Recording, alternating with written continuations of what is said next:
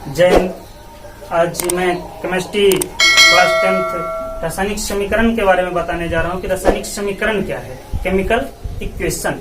तो चलिए देखते हैं रासायनिक समीकरण क्या है। रासायनिक समीकरण, रासायनिक समीकरण, chemical equation, CHEMICAL, chemical equation, EQUATION, chemical equation. तो रासायनिक समीकरण क्या है? रासायनिक अभिक्रिया के संक्षिप्त रूप को रासायनिक समीकरण कहते हैं। ये तो सिंपल परिभाषा है कि रासायनिक अभिक्रिया के संक्षिप्त रूप को रासायनिक समीकरण कहते हैं, या नहीं तो दूसरा परिभाषा यह है जब रासायनिक अभिक्रिया में अभिकारक और प्रतिफल के स्थान पर उनके सूत्रों या संकेतों का उपयोग किया जाता है तो उसे रासायनिक समीकरण कहते हैं। जैसे अगर कोई पदार्थ, जैसे हाइड्रोजन, हाइड्रोजन हाइड्रोजन जब ऑक्सीजन से अभिक्रिया करता है, ऑक्सीजन से अभिक्रिया करता है तो जल का निर्माण होता है, जल का निर्माण होता है, जल। तो ये रासायनिक अभिक्रिया है कि जब हम हाइड्रोजन को ऑक्सीजन से अभिक्रिया कराते हैं तो जल बनता है। जब इसके स्थान पर इनका सूत्र या संकेत का उपयोग करते हैं तो रासायनिक समीकरण कहलाता है। जैसे हाइड्रोजन तो H2 प्लस, ऑक्सीजन तो O2, तीर का चिन्ह, आगे जल तो H2O। इसे संतुलित करने के लिए दोनों और दो, ये वाला पार्ट जो है यहाँ से यहाँ, ये रासायनिक समीकरण कहलाता है। यानी रासायनिक अभिक्रिया में अभिकारक और प्रतिफल के स्थान पर उनके सूत्रों या संकेतों का उपयोग करते हैं तो उसे रासायनिक समीकरण कहते हैं। जैसे और देखते हैं एग्जाम्पल, जैसे magnesium Mg plus oxygen, oxygen जब मैग्नीशियम को ऑक्सीजन से अभिक्रिया कराते हैं तो मैग्नीशियम ऑक्साइड MgO, संतुलित करने के लिए दोनों और दो, ये रासायनिक समीकरण है। जब रासायनिक अभिक्रिया को संक्षिप्त रूप को हम लिख देते हैं तो यह रासायनिक समीकरण के रूप में प्रकट होता है। तो रासायनिक समीकरण समझ गए हम लोग कि रासायनिक समीकरण क्या है, कि रासायनिक अभिक्रिया के संक्षिप्त रूप को रासायनिक समीकरण कहते हैं। एक क्वेश्चन भी पूछता है 1 नंबर में कि रासायनिक अभिक्रिया को व्यक्त किया जाता है तो रासायनिक समीकरणों के द्वारा, क्योंकि रासायनिक अभिक्रिया कोई भी पदार्थ, जैसे लोहा, लोहा को कॉपर सल्फेट के विलयन में डाला जाता है, copper sulphate, copper sulphate, copper sulphate के विलयन में डाला जाता है तो फेरस सल्फेट का निर्माण होता है। फेरस सल्फेट, फेरस सल्फेट और कॉपर अलग हो जाता है, कॉपर। ये रासायनिक अभिक्रिया है। लेकिन जब हम इसके स्थान पर इनका सूत्रों या संकेतों का उपयोग करते हैं तो रासायनिक समीकरण में लोहा Fe, कॉपर सल्फेट CuSO4, तीर का चिन्ह, ferrous sulphate FeSO4 plus C, ये रासायनिक समीकरण हो गया। तो रासायनिक अभिक्रिया को व्यक्त किया जाता है रासायनिक समीकरणों के द्वारा। एक ऑब्जेक्टिव में क्वेश्चन पूछता है कि रासायनिक अभिक्रिया को व्यक्त किया जाता है रासायनिक समीकरणों के द्वारा। अब रासायनिक समीकरण के प्रकार के बारे में बात करते हैं कि रासायनिक समीकरण को कितने भागों में बांटा गया है। तो रासायनिक समीकरण मुख्य रूप से 2 प्रकार के होते हैं। रासायनिक समीकरण 2 प्रकार के होते हैं, 2 प्रकार के। पहला एक होता है संतुलित रासायनिक समीकरण, पहला होता है संतुलित, संतुलित रासायनिक समीकरण, और दूसरा प्रकार होता है असंतुलित, असंतुलित, असंतुलित रासायनिक समीकरण, असंतुलित रासायनिक समीकरण। अब देखते हैं संतुलित रासायनिक समीकरण क्या है। बैलेंस्ड केमिकल इक्वेशन, तो संतुलित रासायनिक समीकरण, संतुलित रासायनिक समीकरण क्या है? संतुलित रासायनिक समीकरण, संतुलित रासायनिक समीकरण क्या है? जब रासायनिक अभिक्रिया में तीर चिन्ह के दोनों ओर तत्वों के परमाणु संख्या समान होते हैं तो उसे संतुलित रासायनिक समीकरण कहते हैं। जैसे H2 प्लस O2, तीर का चिन्ह H2O। अब देखते हैं क्या दोनों ओर समान है? इस तरफ 2 हाइड्रोजन 2 ऑक्सीजन, इधर 2 हाइड्रोजन और 1 ऑक्सीजन, समान नहीं है तो ये संतुलित नहीं है। इसे संतुलित करने के लिए हम 2 इधर और 2 इधर लगाते हैं। अब 4, 2 दूना 4, 4 हाइड्रोजन इधर है, 2 ऑक्सीजन, इधर भी 4 हाइड्रोजन और ये 2 इनके लिए भी है तो 2 ऑक्सीजन ये भी है। यानी अब दोनों और समान है, तो इसे हम संतुलित रासायनिक समीकरण कह सकते हैं। तो संतुलित रासायनिक समीकरण का परिभाषा है कि रासायनिक अभिक्रिया में तीर चिन्ह के दोनों ओर तत्वों के परमाणुओं की संख्या समान होते हैं, तो उसे संतुलित रासायनिक समीकरण कहते हैं। अब दूसरा है इसका प्रकार असंतुलित रासायनिक समीकरण। असंतुलित रासायनिक समीकरण क्या है? असंतुलित रासायनिक समीकरण। असंतुलित रासायनिक समीकरण।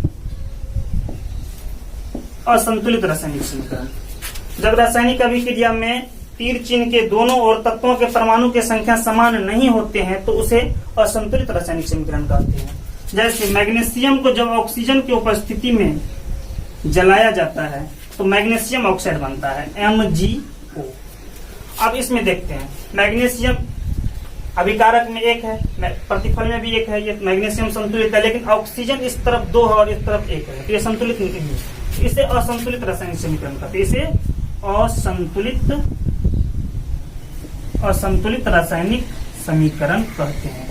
असंतुलित रासायनिक समीकरण का दूसरा नाम, असंतुलित रासायनिक समीकरण का दूसरा नाम है कंकाली समीकरण। कंकाली रासायनिक समीकरण। और एक नाम है ढांचा समीकरण। ढांचा समीकरण यानी असंतुलित रासायनिक समीकरण का 3 नाम। पहला असंतुलित रासायनिक समीकरण, दूसरा कंकाली रासायनिक समीकरण, तीसरा ढांचा रासायनिक समीकरण। तो हम जान गए कि रासायनिक समीकरण क्या है, संतुलित रासायनिक समीकरण क्या है, असंतुलित रासायनिक समीकरण क्या है। अब आता है रासायनिक समीकरण लिखने के नियम। हेडिंग है रासायनिक समीकरण। रासायनिक समीकरण लिखने के नियम। तो रासायनिक समीकरण कैसे लिखा जाता है? तो रासायनिक समीकरण लिखने के लिए सबसे पहले हम अभिक्रिया के अभिकारकों और प्रतिफलों को उनके सूत्रों और संकेतों के रूप में लिखते हैं। तो सबसे पहले क्या करते हैं, रासायनिक समीकरण लिखने के नियम। तो सबसे पहला नंबर में हम लिखते हैं रासायनिक अभिक्रिया के अभिकारकों और प्रतिफलों को सूत्रों और संकेतों के रूप में। सबसे पहले क्या लिखते हैं, अभिकारक और प्रतिफल को सूत्रों या संकेतों के रूप में। सबसे पहले हम लिखते हैं अभिकारक और प्रतिफल को सूत्रों और संकेतों के रूप में। फिर 2 नंबर में, अगर अभिक्रिया में एक से अधिक अभिकारक होता है तो दोनों अभिकारकों के बीच प्लस का चिन्ह दिया जाता है। अगर अभिक्रिया में एक से अधिक अभिकारक होता है तो दोनों अभिकारकों के बीच प्लस का चिन्ह दिया जाता है। तो अभिकारकों एक से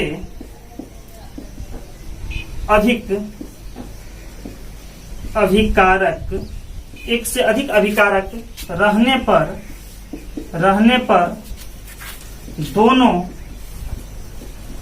दोनों अभिकारक के बीच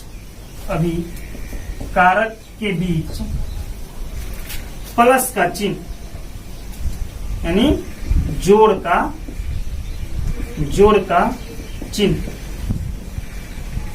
चिन्ह। पहला अभिकारक और प्रतिफलों को सूत्रों और संकेतों के रूप में लिखते हैं। दूसरा, एक से अधिक अभिकारक रहने पर दोनों अभिकारकों के बीच जोड़ का चिन्ह दिया जाता है। फिर तीसरा, 3 नंबर, एक से अधिक, 3 नंबर में एक से अधिक प्रतिफल रहने पर दोनों प्रतिफल के बीच जोड़ का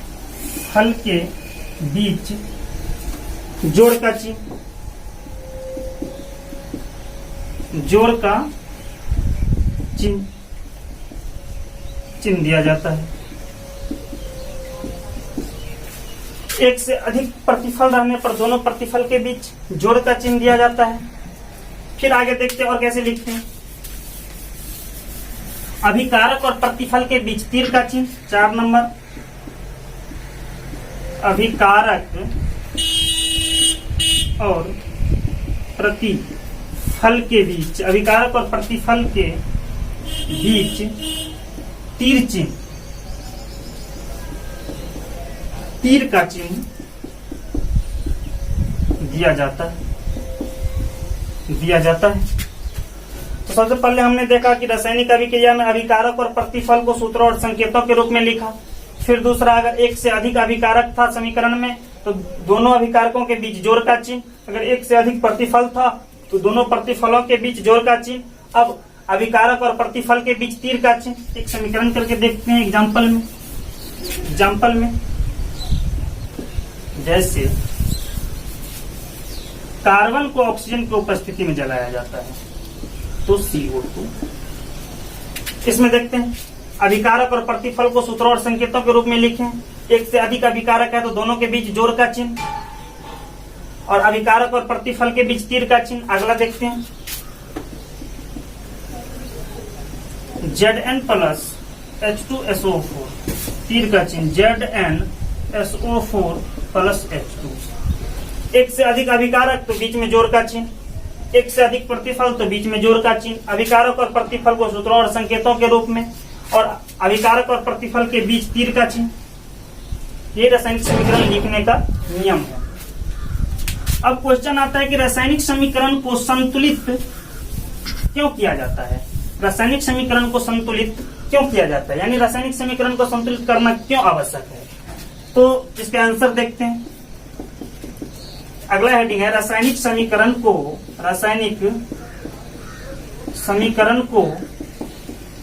संतुलित क्यों किया जाता है,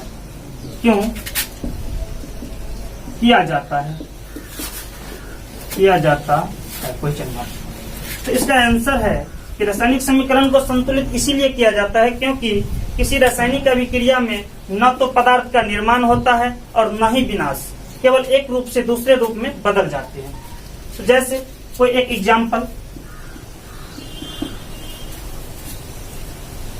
हाइड्रोजन प्लस ऑक्सीजन अभिक्रिया करके हाइड्रोजन ऑक्साइड यानी जल। इसमें देखते हैं दोनों को बैलेंस करने के लिए दोनों और दो, पहले हम बैलेंस नहीं करते। देखते हैं अभिकारक के तरफ ये अभिकारक है और ये प्रतिफल है, ये अभिकारक हम लोग पढ़ लिए हैं कि अभिकारक क्या होता है, और ये प्रतिफल। तो पहले हम देखते हैं समीकरण को कि अभिकारक की तरफ हाइड्रोजन की संख्या 2 है, ऑक्सीजन की संख्या 2 है, लेकिन प्रतिफल की तरफ हाइड्रोजन की संख्या 2 है और ऑक्सीजन 1 है। ये संतुलित नहीं है क्योंकि भाग तो लेना इतना पदार्थ, बाकी के पदार्थ गया कहाँ। तो इसका रूल भी है कि कोई एक्स्ट्रा पदार्थ नहीं बनता है और न कोई पदार्थ लुप्त होता है, केवल अवस्था परिवर्तन हो जाता है। अगर द्रव में है तो ठोस बनेगा, या ठोस है तो द्रव बनेगा, या गैस है तो द्रव बनेगा, गैस है तो द्रव बनेगा। ये चेंज होते हैं, सिर्फ स्टेट चेंज होते हैं, अवस्था चेंज होते हैं। इसे संतुलित करने के लिए हम 2 लगाते हैं। जब 2 इधर लगाते हैं तो हाइड्रोजन की संख्या 2 दूना 4, यहाँ पे 4 हो जाता है, और यहाँ हाइड्रोजन 2 है तो यहाँ भी 2 लगा देते हैं। अब देखते हैं 4 हाइड्रोजन और 2 ऑक्सीजन, तो ये 2 इनके लिए भी है, ये 2 ऑक्सीजन अब संतुलित हुआ। तो रासायनिक समीकरण को इसीलिए संतुलित किया जाता है क्योंकि रासायनिक अभिक्रिया में न तो पदार्थ का निर्माण होता है और न ही विनाश, केवल एक रूप से दूसरे रूप में बदल जाते हैं। और यह पदार्थ के द्रव्यमान संरक्षण के नियम का पालन करता है, जिसे पदार्थ के अनरक्षता का नियम भी कहा जाता है। तो इसीलिए रासायनिक समीकरण को संतुलित किया जाता है या करना पड़ता है।